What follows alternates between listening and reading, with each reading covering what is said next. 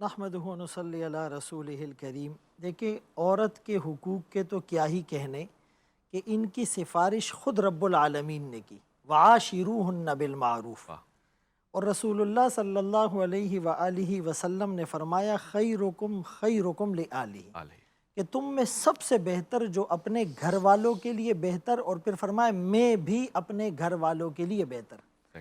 جب بات گھرانوں کی آتی ہے تو ہر گھرانے کی اپنی نسبت اور سعادتیں ہوتی ہیں۔ حضرت فاطمہ رضی اللہ عنہ سیدۃ نساء الجنہ، حضرت علی رضی اللہ عنہ کا گھرانہ، اور پھر خود رسول اللہ صلی اللہ علیہ وآلہ وسلم کا گھرانہ، جس میں حضرت خدیجۃ الکبریٰ رضی اللہ عنہ، ازواج مطہرات، اور حضرت عائشہ رضی اللہ عنہ، یعنی وہ گھرانہ کہ دنیا سے آپ پردہ فرما رہے ہیں تو وہ حجرہ کس کا ہے، وہ گود کس کی ہے، وہ چبائی ہوئی مسواک کس کی ہے، اور وہ فضائل اور محاسن اور مناقب کس کے ہے، اور روضۃ من ریاض الجنہ کا لقب کس کو ملا، اور جس میں آقا آخر تک پردہ فرما اور آرام فرما رہے ہیں۔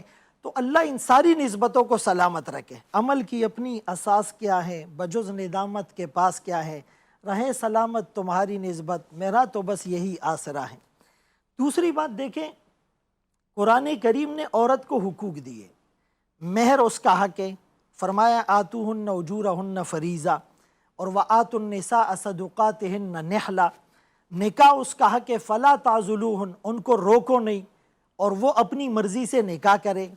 اور پھر اس کے بعد میراث ان کا حق ہے، میراث میں آدھا حصہ ان کو دیا گیا۔ اور پھر عورتوں کو دین سکھانے کے لیے مسجد میں آنے کی اجازت دی گئی، بلکہ رسول اللہ صلی اللہ علیہ وسلم نے فرمایا اللہ کی ان بندیوں کو نہ روکو، لیکن وہ ایک تعلیم کا اور تربیت کا زمانہ تھا۔ پھر حضرت عمر رضی اللہ عنہ نے صحابہ اکرام کے اجماع سے، امت کے اتفاق سے جہاں بہت ساری چیزیں کی، فرمایا کہ عورتوں کو اب مسجد میں نہیں آنا چاہیے۔ اور حدیث پاک میں آتا ہے علیکم بسنتی وسنت الخلفاء الراشدین المہدیین، کہ تم پر لازم ہے میری سنت کو فالو کرنا اور خلفاء راشدین کی سنت کو بھی فالو کرنا۔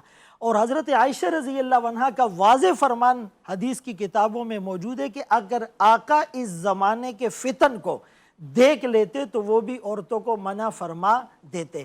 حضرت عائشہ رضی اللہ عنہ زوجہ مطہرہ بھی ہے، امت کی ماں بھی ہے، عفت اور پاکدامنی پر قرآن سورہ نور میں گواہ بھی ہے، اور 5 بڑے مفتیوں میں اور 7 بڑی حدیث روایت کرنے والوں میں ان کا نام بھی ہے، 500 کے قریب صحابہ ان کے شاگرد بھی ہے۔ پورے دین کو اگر 2 حصوں میں تقسیم کریں تو گھر کے باہر کا دین صحابہ سے ہم تک پہنچا، اور اندر کا دین ازواج مطہرات امہات المومنین اور اہل بیت کی خواتین کے ذریعے سے ہم تک پہنچا ہے۔ تو اس موقع پر ایک کتاب ہے الوفا فی اخبار النساء، 8000 محدثات کا ذکر کیا ہے جو عورتیں حدیث کی حافظات تھی۔ اور امام شافعی رحمۃ اللہ علیہ کی والدہ، وہ جو گواہی کے موقع پہ قاضی کو کہا ایک ایک کو الگ نہیں بلاؤ، ان تزل احداہما فتذکر الاخری، اور دوسرے موقع پر امام مالک کی بیٹی جو حدیث کی تصحیح کرتی تھی۔ تو اسی لیے اسلام پر یہ اعتراض کرنا کہ دیکھیں، مثال کے طور پہ عورت کو میراث میں آدھا حصہ ملتا ہے، قاری صاحب نے بڑی اچھی وضاحت کی کہ عورت کو آدھا حصہ بھی نہ ملتا عین انصاف تھا۔ وہ بیٹی ہیں تو پرورش باپ، شادی ہو گئی تو اس کی کفالت شوہر، اور اگر شوہر مر گیا تو باپ یا اس کے علاوہ بھائی اس کی کفالت کرتا ہے۔ اور یہ جو کہا جاتا ہے 2 عورتوں کی گواہی 1 مرد کے برابر ہے، تو گواہی کتنا مشکل کام ہے، پاکستان کے ماحول میں کتنا مشکل کام ہے۔ تو یہ مشکل بوجھ اللہ نے عورت پہ کم رکھا کہ 2 عورتیں مل کر اس کو اٹھائے، چونکہ فزیکلی اس کی ساخت کمزور تھی۔